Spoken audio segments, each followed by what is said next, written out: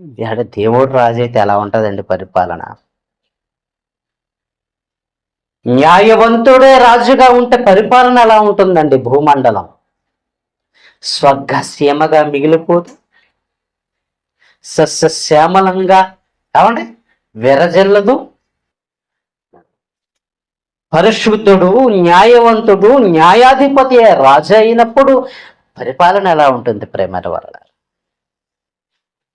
నవ సమాజాన్ని స్థాపించే ఆ న్యాయమూర్తిని వద్దనుకున్నారే, సమాజాన్ని చూడాలనుకుంటున్న ఆ దేవుడిని ఈ నరజాతి వద్దనుకున్నదే. ఎవరిని కావాలనుకున్నదండి?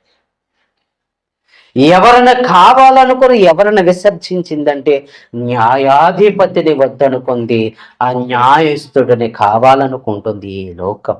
మనుషుడు పరిపాలన చేస్తే ఏముంటుందంటే బానిస బ్రతుకుంటుంది. దేవుడు పరిపాలన చేస్తే ఏముంటుంది? స్వతంత్రత ఉంటుంది. ఒక అన్యాయస్తుడి పరిపాలన చేస్తే ఏముండదు? మనిషికి స్వాతంత్రం ఉంటుందా? ఉండదు, బానిస బ్రతుకే. కానీ దేవుడు పరిపాలన చేస్తే స్వాతంత్రం మనిషికి లభిస్తుంది.